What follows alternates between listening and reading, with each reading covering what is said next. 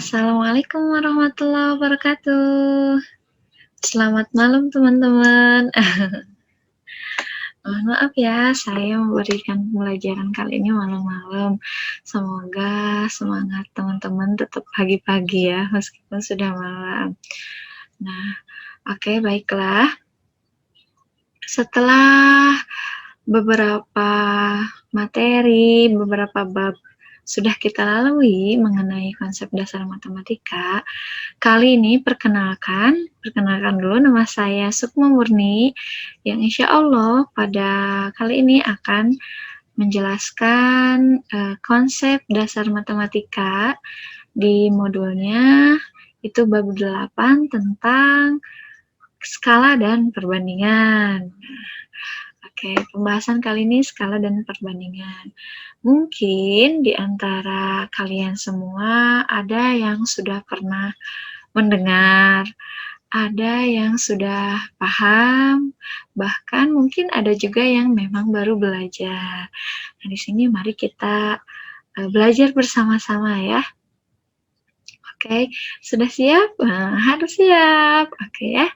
Kita akan mempelajari mengenai skala dan perbandingan pada konsep dasar matematika SD ya. Oke, saya izin share screen ya. Oke, baik teman-teman, sudah terlihat ya.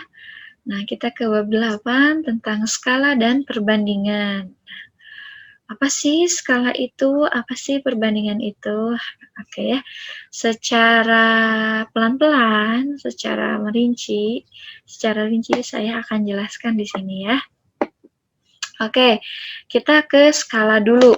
Nah, ini skala itu pada matematika sebenarnya sudah diterapkan, sudah diberikan ke siswa itu sejak mereka SD ya. Sejak mereka SD, makanya di sini dia termasuk ke konsep dasar matematika SD.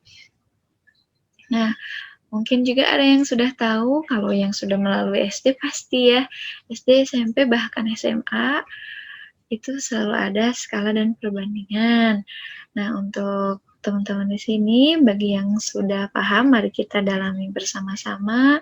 Bagi yang belum tahu, mari kita belajar bersama-sama. Dan bagi yang lupa, akan saya ingatkan kembali, oke? Nah, apa sih skala itu?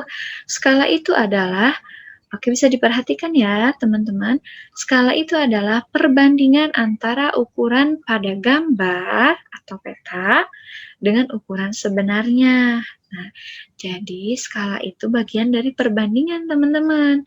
Perbandingan apa nih? Antara apa dan apa?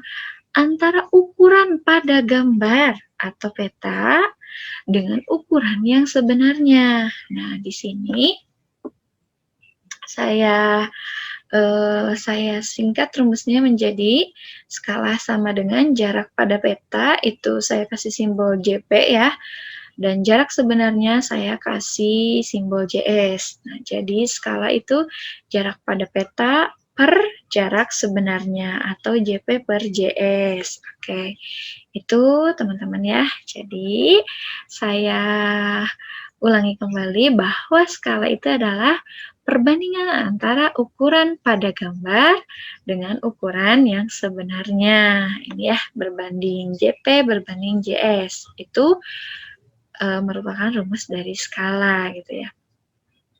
Nah, ini apa sih yang dimaksud dengan skala 1, skala 2, dan seterusnya gitu ya. Skala 1 berbanding 2, skala 2 berbanding 1, skala 3 berbanding 2, dan seterusnya. Itu artinya bagaimana ya cara membacanya? Nah, di sini mungkin teman-teman sering ya dalam kehidupan sehari-hari menemukan atau bahkan mendengar, atau bahkan teman-teman sendiri yang menggunakan apa sih namanya tuh, menggunakan skala gini ya, misalnya permen punya saya itu 2 kali lipatnya dari permen punya teman saya. Oh, berarti 2 berbanding 1 gitu kan ya. Nah, itu secara tidak langsung teman-teman sudah menggunakan skala ini dalam kehidupan sehari-hari gitu ya. Jadi jangan selama ini hanya tahu 3/2, 2/1, tapi belum tahu itu maksudnya apa gitu ya teman-teman. Nah ini maksudnya jika saya nih ya, ini pemisalannya, jika saya punya skala 1/n, nah ini ya, 1/n, ini artinya setiap 1 cm pada gambar atau peta mewakili n cm pada ukuran sebenarnya gitu ya. Jadi seperti itu teman-teman. Yang satu ini itu mewakili 1 cm pada gambar. Dan yang N di sini, dia mewakili N cm pada ukuran sebenarnya. Jadi kalau ada 1/N, artinya ukuran pada gambar berbanding dengan ukuran yang sebenarnya gitu ya, sesuai dengan rumus skala ya, sesuai dengan rumus skala yang tadi. Nah, misalnya skala 1/10.000. Nah, ini artinya 1 cm mewakili 10.000 cm gitu ya. Jadi setiap 1 cm pada peta itu atau pada gambar itu mewakili 10.000 cm atau 100 meter jarak sebenarnya gitu. Dan perlu teman-teman ingat bahwa skala ini harus memiliki satuan yang sama. Jadi ketika satuannya berbeda, teman-teman harus mengubahnya dulu menjadi sama ya teman-teman. Misalnya saya punya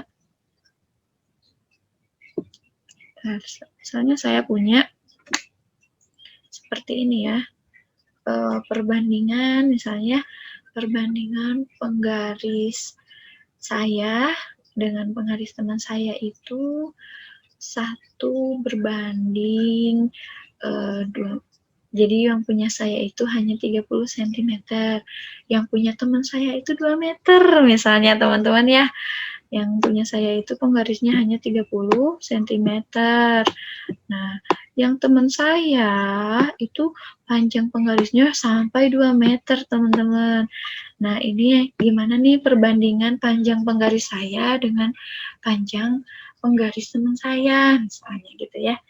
Nah, ini harus disamakan dulu teman-teman, harus disamakan dulu satuannya. Nah, 2 meter, oke, sebentar teman-teman.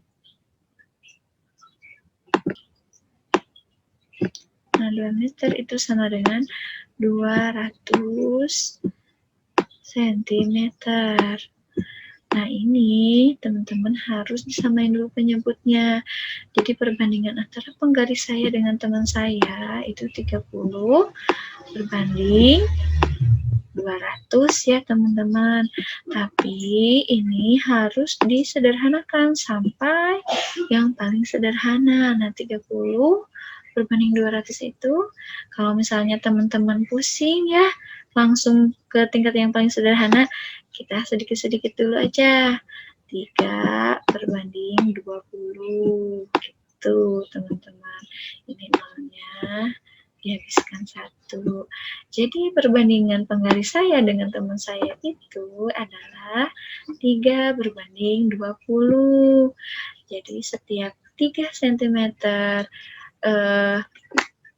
perbandingan penggaris saya dengan teman saya itu 3/20. Jadi 3 cm itu mewakili 20 cm gitu teman-teman. Jadi ini perbandingan kalau dia itu dari kepunyaan ya antara saya dan teman saya gitu. Nah, sekarang ini kan kita ke peta ya, ke gambar teman-teman. Misalnya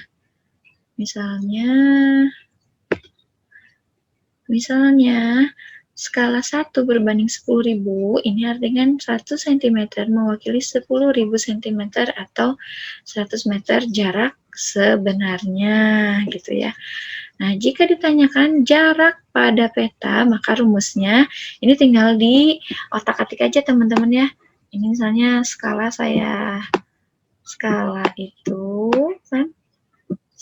itu sama dengan JP per JS.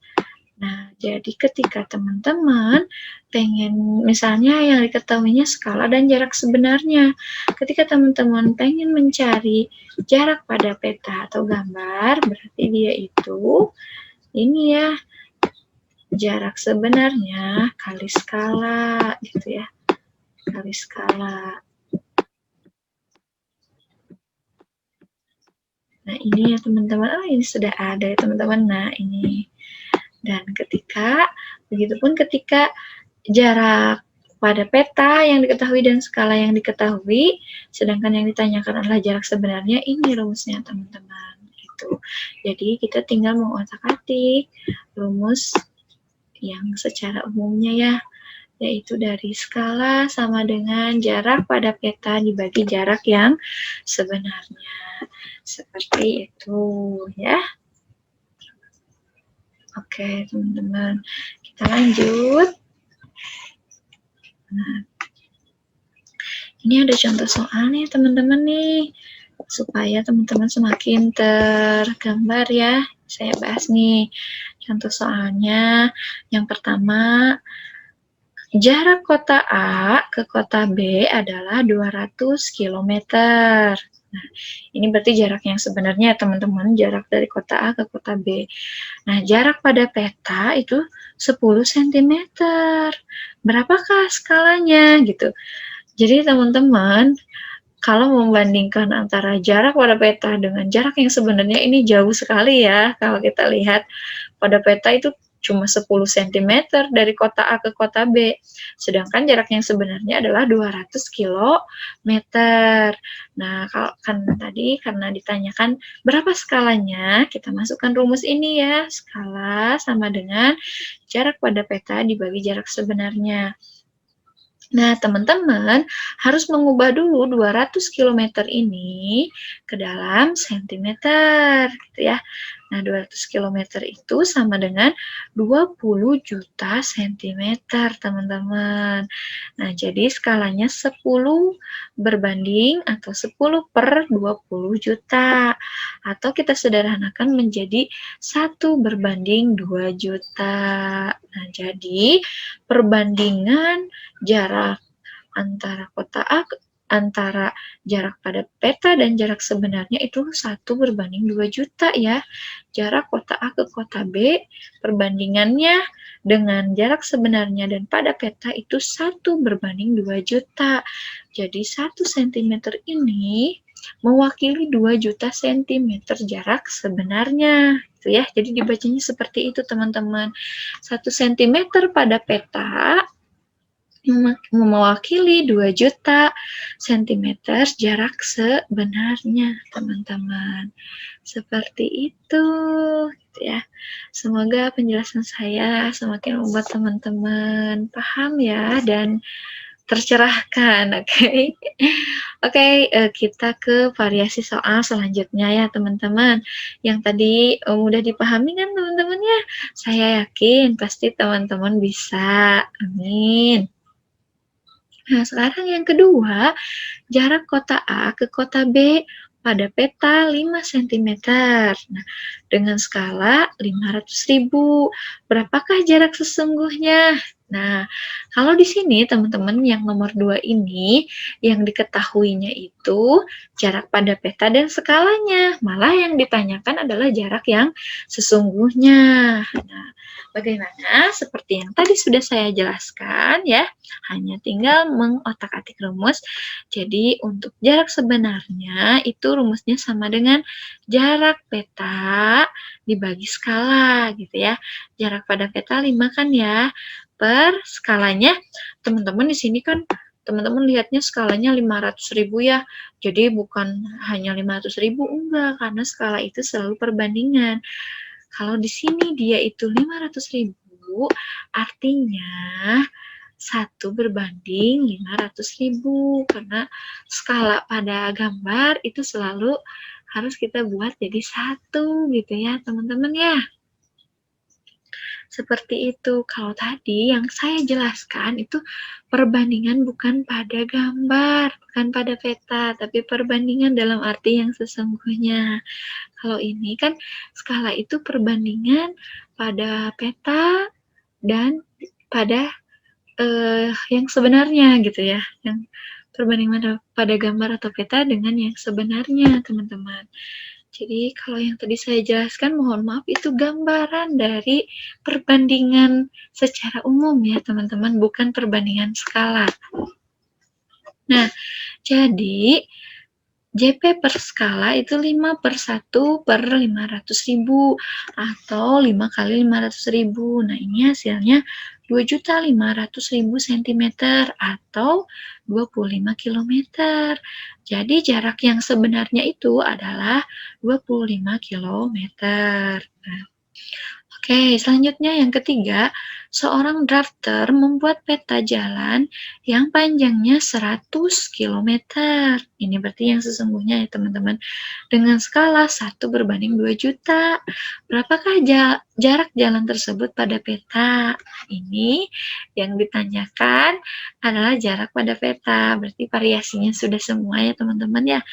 Jarak pada peta, rumusnya itu jarak sebenarnya kali skala. Nah, jarak sebenarnya, ingat teman-teman, skala itu dalam bentuk sentimeter ya ini. Jadi ini jarak yang sebenarnya harus kita ubah ke sentimeter dulu. 100 km itu sama dengan 10 juta sentimeter. Nah, kali skalanya itu 1/2 juta. Oke, hasilnya adalah 5 cm. Jadi jarak pada petanya 5 cm. Seperti itu, teman-teman. Nah, oke ya. Kalau nanti mau ada pertanyaan, boleh di belakang ya, teman-teman ya. Oke. Baik, itu penjelasan atau pembahasan singkat mengenai skala. Semoga teman-teman mudah memahaminya. Semoga teman-teman jadi tercerahkan ya tentang konsep tentang skala gitu. Nah, baiklah. Kalau begitu, sekarang kita lanjut ya. Kita lanjut ke perbandingan. Tadi skalanya sudah, sekarang kita ke perbandingan. Nah, di sini ada beberapa jenis perbandingan, teman-teman. Ada perbandingan senilai, ada perbandingan berbalik nilai. Nah, yang pertama yang akan saya jelaskan adalah perbandingan senilai. Ya, perbandingan senilai, maksudnya gimana sih, gitu. Pasti di antara teman-teman juga saya yakin ada yang sudah paham tadi ya, ada yang baru belajar dan ada yang lupa gitu ya. Oke, tidak masalah teman-teman. Di sini kita belajar bersama-sama, oke? Nah, selanjutnya perbandingan senilai itu, misalnya ya, perbandingan antara A dan B selalu berbanding lurus, yang artinya jika nilai A naik, maka nilai B juga naik, teman-teman gitu. Demikian pula sebaliknya, jika nilai A turun, maka B juga turun. Jadi itu yang dimaksud perbandingan senilai, teman-teman. Misalnya, jika si dia susah, saya juga susah. Jika si dia senang, saya juga senang. Jangan atuh ya kalau urusan kesusahan mah jangan senilai ya teman-teman. Ya, oke. Kita lanjut lagi ke sini ya. Jadi perbandingan senilai itu yang nilainya berbanding lurus. Kalau nilainya naik, kalau nilai si A naik, otomatis si B juga akan naik. Karena kan perbandingan itu membandingkan antara dua hal atau lebih ya teman-teman ya.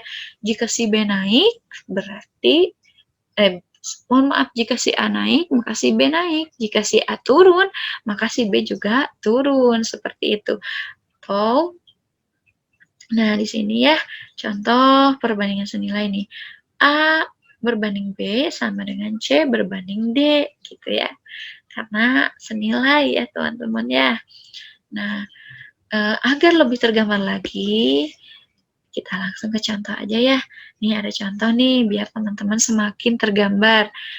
Perhatikan tabel berikut. Nah, banyaknya mangga, 1 kilo harganya 10.000, 5 kilo harganya 50.000, 10 kilo harganya 10.000. Kalau secara sepintas, teman-teman pasti sudah mengerti ya kalau saya kasih contoh sesederhana ini. Jadi kalau kiloannya semakin besar, otomatis harga yang kita bayarkan juga semakin besar ya teman-teman ya. Kalau semakin kecil, ya akan semakin kecil pula yang kita bayar gitu ya. 1 kilo 10.000, 5 kilo 50.000, 10 kilo 100.000, dan seterusnya gitu. Itu yang dimaksud dengan perbandingan senilai. Jadi semakin naik nilai A, akan semakin naik juga nilai B. Semakin turun nilai A, akan semakin turun juga nilai B. Gitu ya teman-teman ya. Nah, banyak mangga dan harga berbanding lurus. Nah, artinya, jika mangga bertambah banyak, berarti harga juga bertambah naik. Itu teman-teman maksudnya. Itu yang disebut dengan perbandingan senilai gitu ya. Oke, kita langsung ya ke contoh yang kedua nih. Perbandingan jumlah uang Budi dan Tono adalah 4:5. Jika uang Budi 1 juta rupiah, berapa jumlah uang Tono gitu ya.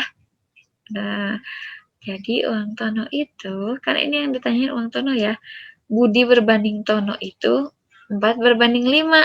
Kalau ditanyain uang Tono, kita tinggal membalikan saja ya teman-teman ya. Jadi 5/4 kali uang Budi yang dimiliki Budi gitu ya. Jadi uang Tono itu 1.250.000 rupiah gitu ya teman-teman. Nah, ini kan Budi berbanding Tono ya, karena yang ditanyanya Tono. Jadi seperti ini deh, biar tergambar ya, saya tuliskan teman-teman.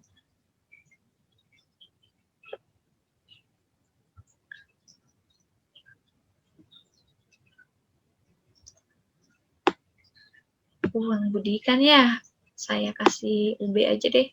Uang Budi berbanding uang Tono itu sama dengan 4/5 ya teman-teman ya. Nah, uang Budi itu sudah diketahui 1 juta. Nah, bagaimana kalau kita ingin mencari uang Tono? Berarti rumusnya uang Tono sama dengan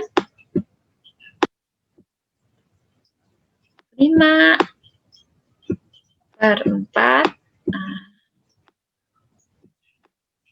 kali uang Budi. Nah, seperti itu teman-teman. Nah, kita dijabarkan seperti ini. 5/4 kali uang Budinya 1 juta. Jadi hasilnya 1.250.000 rupiah. Seperti itu teman-teman ya. Ini yang dimaksud dengan perbandingan senilai. Pokoknya cara tercepatnya, bukan, cara termudah memahaminya itu perbandingan senilai kalau harga A naik, maka B juga naik. Kalau harga A turun, maka B juga turun ya teman-teman gitu ya. Nah, oke, itu perbandingan senilai. Selanjutnya, kita ke perbandingan berbalik nilai, teman-teman ya.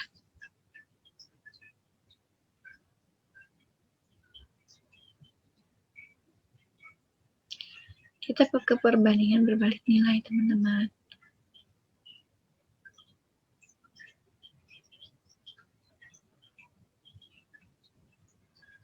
Oke, kita lanjut ya. Nah, ini apa bedanya sih perbandingan senilai dan berbalik nilai? Ya, namanya juga berbalik nilai ya, teman-teman. Jadi, kebalikannya, teman-teman. Tadi kan kalau si A naik, si B naik. Kalau si A turun, si B turun. Kalau ini sebaliknya. Misalnya si A naik, si B-nya turun. Si B naik, si A-nya turun gitu ya. Si A turun, si B naik, dan seterusnya. Jadi, itu yang maksud dengan perbandingan berbalik nilai. Jadi, dia tidak berbanding lurus, tapi berbanding terbalik gitu ya. Perbandingan berbalik nilai yaitu perbandingan antara A dan B berbanding terbalik. Yang artinya jika nilai A naik, maka nilai B turun. Demikian juga sebaliknya, jika nilai A turun, maka si B naik. Seperti itu ya teman-teman. Nah, contoh yang paling sering kita jumpai itu di kecepatan, gitu ya, kecepatan dan waktu. Nah, semakin cepat kecepatan kita, otomatis jarak yang ditempuhnya juga semakin jauh kan ya, semakin jauh dan waktu tempuhnya juga semakin sedikit gitu ya teman-teman. Jadi semakin cepat kita, misalnya nih dengan jarak yang sama ya, dan kecepatan yang berbeda. Teman-teman pergi dari rumah ke kampus misalnya, jaraknya sama misalnya 20 kilo ya. Nah, ketika teman-teman kecepatannya lebih besar, maka waktu yang dibutuhkan akan semakin kecil, ya kan? Kalau teman-teman ngebut maksudnya ya, otomatis kan akan lebih cepat sampai ya, waktunya juga lebih sedikit. Nah, seperti itu berbalik nilai teman-teman. Ini kalau kecepatannya 60 km per jam, maka waktunya 2 jam. Kalau kecepatannya 30 km per jam, maka waktunya 4 jam. Kalau kecepatannya 15 km per jam, maka waktunya juga lebih besar, 8 jam gitu. Dan seterusnya teman-teman lihat ya, berbanding terbalikan ya. Kecepatannya besar, waktunya kecil. Kecepatannya kecil, waktunya besar gitu ya teman-teman. Seperti itu perbandingan berbalik nilai gitu ya. Nah, tabel ini memperlihatkan perbandingan yang berbalik nilai antara kecepatan dan waktu, teman-teman. Jika kecepatan naik, maka waktu tempuhnya berkurang, ya kan? Demikian juga sebaliknya, jika kecepatannya turun, maka waktu tempuhnya bertambah, gitu ya, dari yang sudah biasa ditentukan atau dari yang normalnya, gitu, teman-teman. Seperti itu. Contoh lainnya, ini misalnya ya, suatu pekerjaan pembangunan rumah, jika dikerjakan oleh 8 orang, akan selesai dalam waktu 2 bulan. Berapa lama jika pekerjaan pembangunan rumah itu dikerjakan oleh 16 orang? Nah, saya mau tanya nih teman-teman, dengan apa ya, istilahnya dengan kekuatan yang sama gitu ya, dengan kekuatan pekerja yang sama gitu ya, dengan target yang sama. Nah, ketika 8 orang mengerjakan perbandingan dalam waktu 2 bulan, dan ketika si pekerjanya kita tambah, apakah waktunya akan bertambah pula, teman-teman? Tidak kan? Waktunya akan berkurang karena pekerjanya ditambah. Nah, seperti itu teman-teman, perbandingan berbalik nilai. Jadi, pokoknya berbanding terbalik gitu ya. Nah, ini jawabannya nih, waktu pengerjaan kan 8 orang ya, itu 2 bulan. Terus untuk 16 orang berapa bulan nih waktunya gitu ya. Nah, di sini teman-teman bisa lihat 8 kali 2 sama dengan 16 kali A. Nah, di sini yang akan kita cari waktu. Waktu yang akan kita cari dari 16 orang ini ya. A-nya 1, artinya pekerjaan pembangunan rumah jika dikerjakan oleh 16 orang, maka waktunya itu akan selesai dalam 1 bulan. Seperti itu teman-teman ya. Nah, itu ya teman-teman, semoga setelah saya memberikan materi tentang perbandingan ya, perbandingan senilai dan berbalik nilai, jadi teman-teman sudah terbuka untuk memahami maksud dan perbedaannya ya teman-teman ya, sudah memahami konsepnya seperti apa. Selanjutnya kita ke faktor perbesaran dan faktor pengecilan.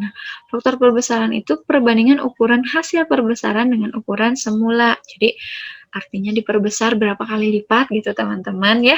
Misalnya apa sih, panjang A ke B misalnya 2 cm, terus udah gitu ukurannya kita perbesar, jadi pakai skala ya, pakai kelipatan, perbesar 2 kali lipatnya jadi 4 cm dan seterusnya. Faktor pengecilan juga seperti itu ya, perbandingan ukuran hasil pengecilan dengan ukuran semula gitu. Nah, ini ada contoh teman-teman nih. Sebuah gambar dengan tinggi 10 cm akan dikecilkan ukurannya dengan tingginya menjadi 5 cm. Berapakah faktor pengecilnya? Nah, berarti dari 10 sentimeter menjadi 5 sentimeter, teman-teman pasti udah bisa menebakkan ya, yaitu setengah kali lipatnya ya teman-teman ya, setengahnya dari 10 sentimeter. Nah, itu faktor pengecilan. Rumusnya itu ukuran hasil pengecilan dibagi ukuran semula.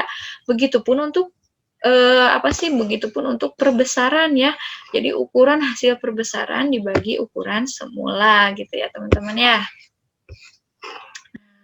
Ini ada latihan soal teman-teman, silahkan boleh dicatat ya, boleh difoto, nanti dikerjakan sebagai latihan untuk teman-teman ya.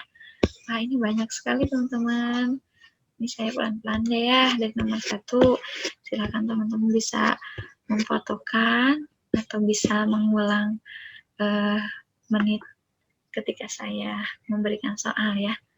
Ini nomor 1, nomor 2, 3, dan seterusnya. Oke, sudah sampai 37 latihan soal teman-teman. Alhamdulillah, pembahasan materi kali ini sudah selesai saya sampaikan ya. Semoga apa yang saya sampaikan dapat dipahami oleh teman-teman dan teman-teman bisa mengaplikasikan ilmu matematika ini dalam kehidupan sehari teman-teman ya. Karena matematika itu nggak akan bisa terlepas dari kehidupan sehari-hari kita teman-teman ya. Semoga teman-teman semakin tercerahkan. Terima kasih untuk perhatiannya. Terima kasih untuk pertemuan kali ini.